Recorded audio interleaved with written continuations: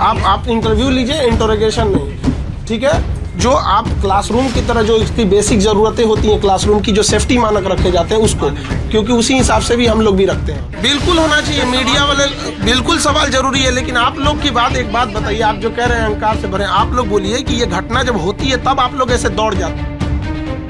जितने ऑफिसर सामने हैं लोग सारी चीजें बता देंगे। आप लोग जो मीडिया वाले लोग हैं, आप लोग अपना कोई सवाल है तो आप पूछिए।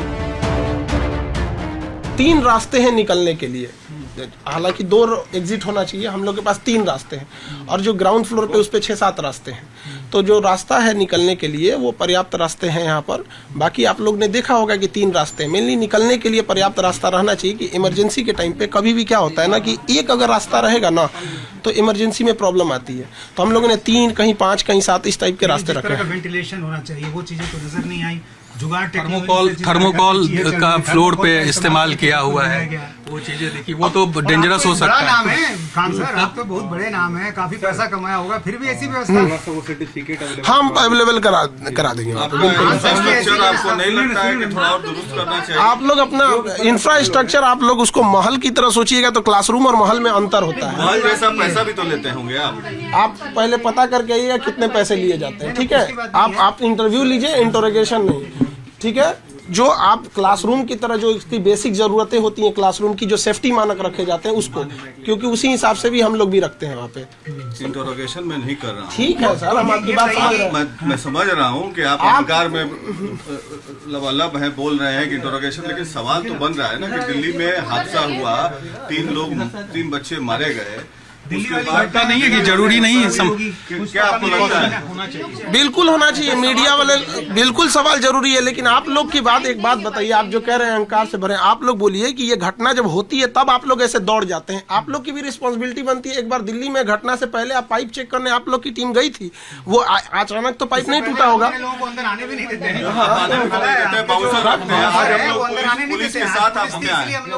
हाँ, तो आप लोग क्लासरूम के अंदर आप आने दीजिएगा क्या? बाउंसर है आपके पास? क्यों नहीं है? आप आज कैसे आ गए? चलिए आप बताइए, मेन टॉपिक बताइए, आप मेन टॉपिक बात बताइए। इंफ्रास्ट्रक्चर की प्रॉब्लम्स हमसे उससे रिलेटिव डिपार्टमेंट को बताएंगे, वरना आप लोग के लिए जो इतना हिस्सा है आप अपने हिसाब से करिए। स्ट्रेंथ क्या है स्टूडेंट्स का यहाँ पे? वो हम जितने ऑफिसर सामने हैं लोग सारी चीजें बता देंगे। आप लोग जो मीडिया वाले लोग हैं, आप लोग अपना कोई सवाल है तो आप पूछिए, आप ऐसे एकदम लगा। दिल्ली की घटना के बाद बिहार में भी आप देखिए, पटना में किस तरह से कोचिंग इंस्टीट्यूट पर जो कार्रवाई जो है वो यहाँ पर प्रशासन की तरफ से हो रही है। प्रशासन के तमाम लोग जो यहाँ पर एसडीओ हैं, साथ ही साथ और भी पुलिस प्रशासन के लोग हैं, वो यहाँ पर कोचिंग जो इंस्टीट्यूट है वहाँ जाकर देख रहे हैं, वहाँ पर क्या व्यवस्था है, किस तरह की स्थिति है, वो यहाँ पर देखने की कोशिश हो रही है। और वो तमाम चीज़ें यहाँ पर एसडीओ साहब को देख रहे हैं। एसडीओ साहब, आप घूम रहे हैं, कई कोचिंग में गए हैं, क्या दिख रहा है? हम लोग अलग अलग पॉइंट पे हम जांच कर रहे हैं, जैसे कि स्टूडेंट सेफ्टी इसमें मेन चीज़ है। इसमें हम लोग देख रहे हैं कितनी एंट्री है, कितना एग्जिट है। फायर पर्सपेक्टिव से जो प्रावधान होना चाहिए, फायर नॉर्म्स होने हैं, उसका पालन किया है कि नहीं किया है। सबसे महत्वपूर्ण उसका निबंधन हुआ है कि नहीं हुआ है। तो इसी पॉइंट पे हम लोग जांच कर रहे हैं। अभी जिस तरह से आप घूम रहे हैं, तो क्या यहाँ फायर सेफ्टी को ध्यान में रखा गया है? कोई व्यवस्था दिख रही है? तो इन्होंने तो 2023 तक इन्होंने फायर सर्टिफिकेट हमको दिखाया है।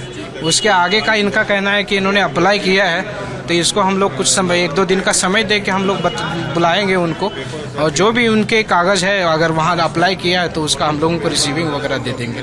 तो देखिए, यहाँ पर टीम जो है वो लगातार विजिट कर रही है। जो भी इंस्टीट्यूट है इस पूरे इलाके में, महेंद्रू का इलाका हो, भिकना पहाड़ी का इलाका हो, इन जगहों पर जो जांच है वो इस टीम के द्वारा की जा रही है। 6 टीम पट्टा में बनाई गई है और तमाम जो कोचिंग इंस्टीट्यूट है उसकी जांच का आदेश जिलाधिकारी ने दिया है, और उसी को लेकर यहाँ पर जो टीम है वो पहुंची हुई है। और एक एक कोचिंग में यहाँ पर जांच की प्रक्रिया चल रही है। बाहर भी देखिए आप किस तरह से कोचिंग के बाहर लोगों की भारी भीड़ है, चूँकि ये बहुत ही कंजस्टेड एरिया है और छात्रों के लिए ये कहा जाए कि हब है ये। यहाँ पर बड़ी संख्या में छात्र जो हैं वो यहाँ पर पढ़ने आते हैं बिहार के अलग अलग ज़िलों से, और वहीं पर इस तरह से जो कोचिंग संस्थान है वो बड़ी संख्या में खुले हुए हैं। और उसी को लेकर जो है वो जांच के आदेश है, क्योंकि दिल्ली में जिस तरह की घटना हुई है उसके बाद प्रशासन की बिहार में भी, पटना में भी नींद खुली है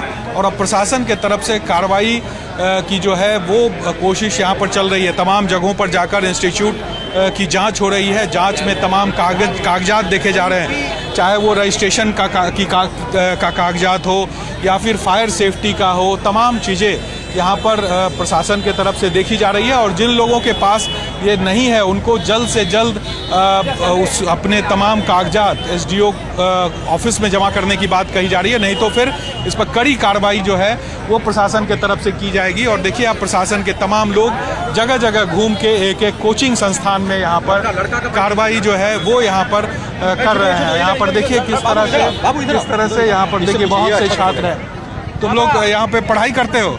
जी।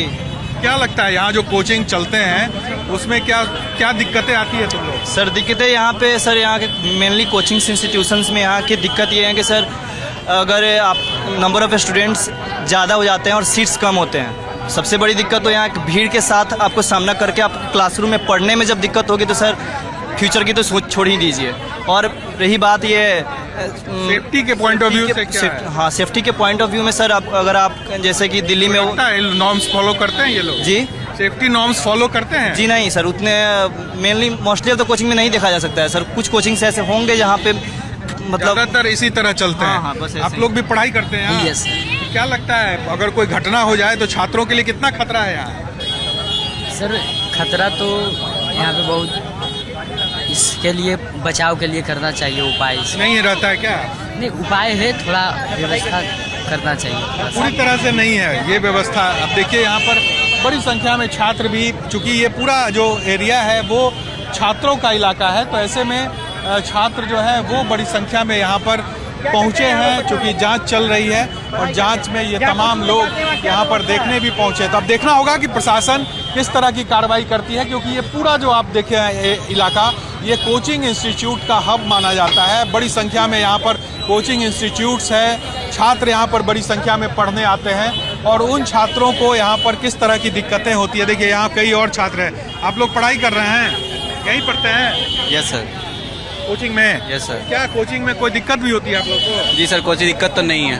जो सिक्योरिटी पॉइंट ऑफ व्यू से सारा नॉर्म्स फॉलो होता है यहाँ? यस सर, सारा नॉर्म्स फॉलो होता है। अभी तो यहाँ भी गए, कुछ नहीं था यहाँ। सर यहाँ पे तो सारा चीज़ हम लोग एक बेंच में 150 स्टूडेंट बैठते हैं। 150 स्टूडेंट को बैठने का सही जगह है, सही आराम है। फायर के लिए कोई व्यवस्था नहीं है, आग लग जाएगा तो क्या करेंगे सर? वो सब तमाम दिक्कतें हैं। देखिए छात्र हैं, छात्र यहाँ पर आते हैं अपना भविष्य बनाने के लिए, लेकिन जिस तरह से यहाँ पर माहौल रहता है वो बड़ा सवाल खड़ा करता है। अब देखना होगा कि प्रशासन इन कोचिंग माफियाओं के खिलाफ किस तरह से कार्रवाई करता है, या फिर ये जो जांच पड़ताल है प्रशासन की ये सिर्फ ढाक के 3 पात है। कैमरा पर्सन मुस्तफा के साथ साकिब कुमार, टाइम्स नाउ भारत, पटना।